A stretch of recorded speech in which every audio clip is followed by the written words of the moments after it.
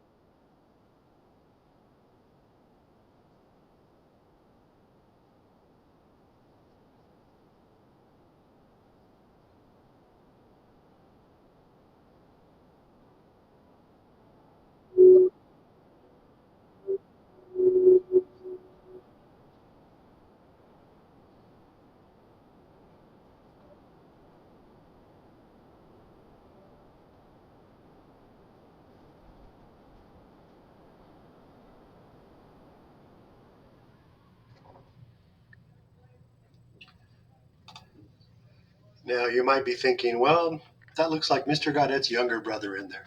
No, that was me. I've been teaching for about 30 years, and I've got several awards, Teacher of the Year, Educator of the Year, as well as thousands of students who really enjoyed the class. And I'm going to pass on my experience doing what I do to create this experience for you. So, with that in mind, you might have already seen the video on the homepage. There's a short video as well as a curriculum letter. And if you haven't done so, please have your parents review the curriculum letter and just acknowledge that they have received it. I'd appreciate that very much. Now, the purpose of the course, again, it's United States history. It's going to help you understand the history of this country. But really, we're going to focus on everything to help you understand how this country came to be the way it is today. Right, the different differences and formation of political parties, the founding of the country, the growth of the country, the conflicts between our borders. Our friends to both the north and the south play a very important part in this nation's history. And I'm hoping that by the time you guys are ready for ninth grade, that you're ready to participate in a discussion or even be ready to vote when you turn 18. So that's what it's really all about, is your civic involvement. And a large part of that and everything we do is to help you develop the 5 C's as well as find your agency and your voice. Now, the course description, we start at the start, but we usually don't get too much past the Civil War. So let's start at the start. The exploration and discovery, we're really going to take on the question about who discovered America. You might recognize this fellow, Christopher Columbus, of course, is given all the credit, but there are many others that we'll take a look at the achievements and the people that came to this world. But we can't forget about the millions of Native Americans that were here before the European invasion. Once there's the exploration, then there's the colonization. We'll take a look at the original pilgrims. In fact, I'll put you in the situation that the first English colonists were at the colony of Jamestown, and we'll take a look at why that was such a horrible choice and high fatalities. You'll even have a brief encounter with the real Pocahontas, and we're really focused on the original 13 colonies, the OG 13. And that's really where our country's history is going to start. And as these colonies rather, start to prosper, they're going to want to break away from their mother country, and that's going to lead us into the what the heck is this?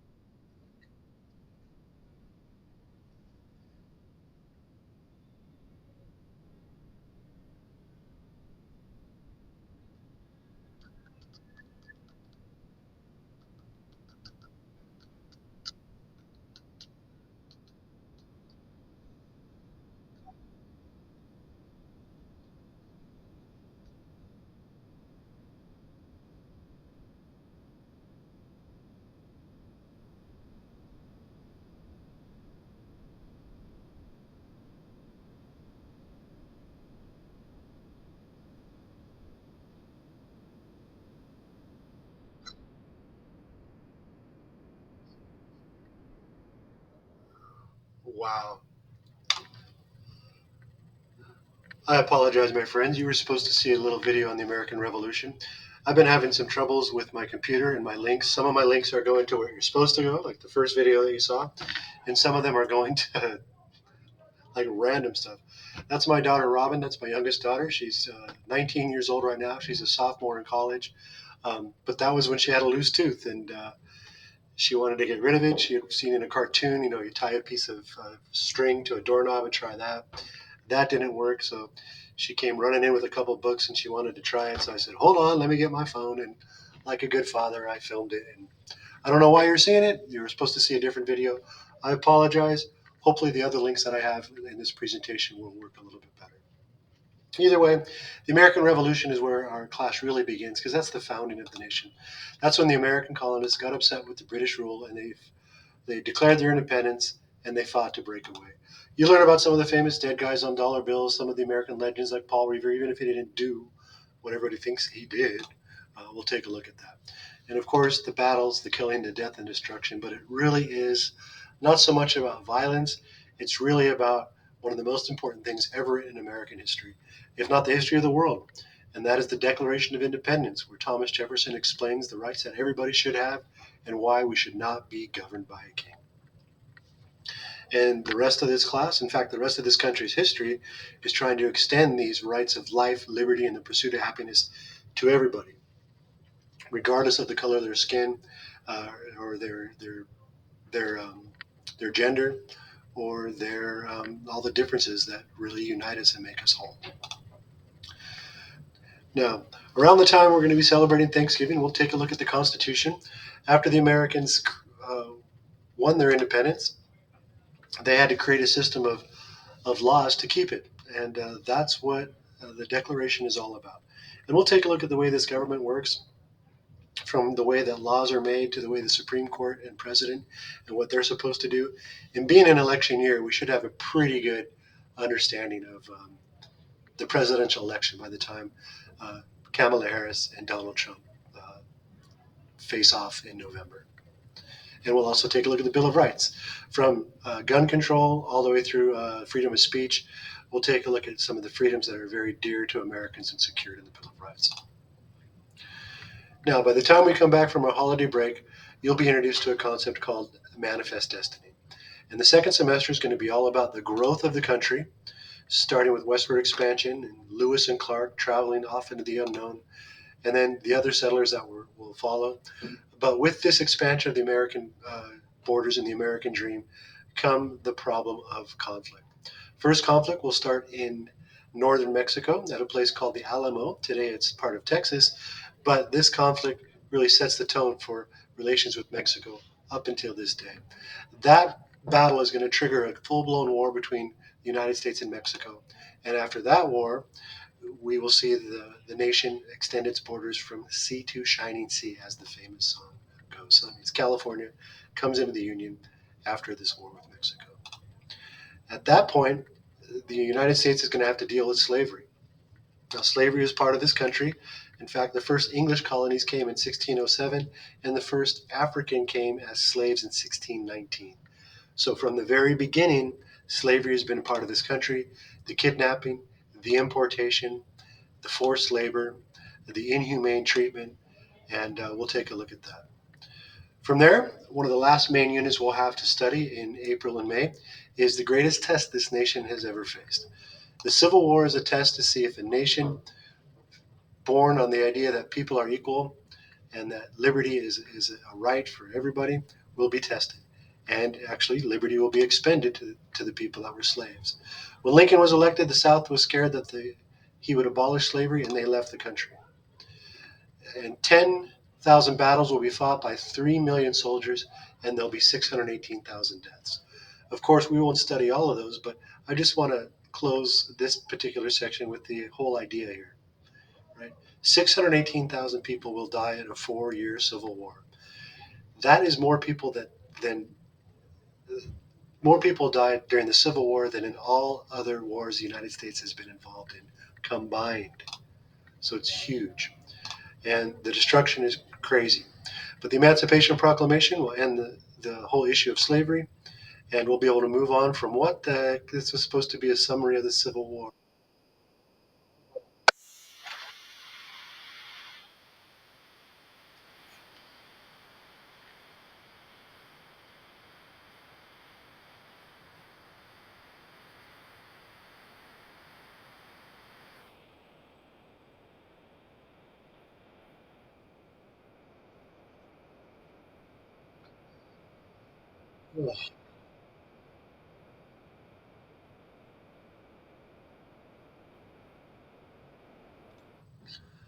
Oh my goodness. I apologize. That was supposed to be a quick summary of the Civil War. Instead, you saw an old video of me skating in Chino Hills at a small skate park that's there. I don't skate anymore, but I used to skate quite a bit. Some injuries have had me hanging up. I've had skull fractures, dislocated knee, a really badly bruised elbow. But the worst one is I landed on my chin one time, broke my jaw. So I don't skate anymore. But and I apologize. Forget about that video and pretend I showed you something on the Civil War. After the Civil War, the country's going to have to be put back together. It's a period called Reconstruction. As the southern states were destroyed after the war, they need to be rebuilt, but they also had to be brought into the Union. And a bigger problem was how do 4 million people that used to be considered property, they used to be considered slaves, how do they become part of a free society? And that racism and discrimination is still plaguing this country today. Also, intermixed with our second semester, we'll take a look at the industrialization, how Americans moved from the farms to the factories, from the countryside to the cities. We'll take a look at work in the factories and some of the great inventions that created the United States as it exists today. Now, evaluation grades. Um, this class is not an easy A, but a C is easily attainable. But if you want an A, you're going to have to work at it. We've got a lot of activities. We've got some projects. We've got activities where you're going to work on your historical analysis. You're going to be doing several pieces of formal writing. You'll be analyzing documents. We've got several asynchronous or activities you can do independently. Um, and they're all accessible. Again, like I said, I've been doing this since CVA opened, so I'm a pretty skilled online teacher, and I'm really good at helping kids meet the standards to demonstrate proficiency in this class.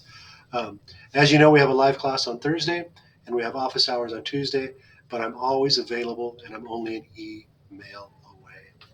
So, um, so with that being said, it's a traditional grading scale. 90% and above is an A, 80, 89 is a B, 70 above is a C. And again, an A is tough to get, but B's and C's are really something that's attainable by every student. Now, here's the thing. If you do not turn work, if you don't submit work in the modules, you don't get any points. That's the worst thing you can do to yourself. So even if you're not completely sure that you've done everything correctly, I want to encourage you to try your best and submit things, even if they're not totally complete. I'll be able to work with you and you'll be able to turn in any assignment late. You can redo any assignment and always get full credit. But at CVA, as you know, you've got to be achieving above a 70%. Otherwise, they can put an academic alert and question whether or not online learning is the place for you. So I'm here to make it happen. I'm here to help you out. I've got a couple resources for that. What the heck? Oh, whew, good skip. The best resource you have is eCadence. I post everything in eCadence. You have a textbook, but we don't really use it because there's so many more current and more exciting and more compelling resources available online. And I use eCadence, as I should as an online teacher. And as an online student, I'd like you to consider eCadence to be your first stop. Um, and also, when you have any questions, I'm only an email away. Okay, my friends, that's a brief introduction to the course. Now, based on what I've talked to you about in the last few minutes, what I need you all to do is go to modules, go to the place where you saw this video. It's module 2, and it's a live class. Although we're doing this asynchronous, it's just a recording. And then at the very bottom, you'll see this Google Doc, which is just asking you to reflect on the first day. We do a lot of reflection at CVA. It's a very powerful way of learning. Going back to a quote from the great educator John Dewey, we don't learn from experience, we learn from reflecting on experience.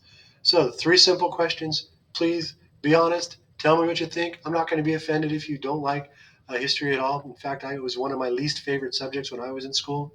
And as a result, I decided to devote my career to making it the most interesting subject at both Dale Junior High School and CVA. And you'll have the opportunity to read letters from students that I had last year. There's a page in Module 2 called Surviving the American Experience, and you could read from the students that I had last year. So if you have any questions, as I always say, I'm only an email away. Looking forward to seeing you on Thursday, where I have developed a bit of a game to help you learn a little bit more about me, and then in turn, I'll get to learn a little bit more about you. It's going to be a great year, my friend. I'm looking forward to every minute of it. And if anything ever comes up, I'm only an email away. Bye for now.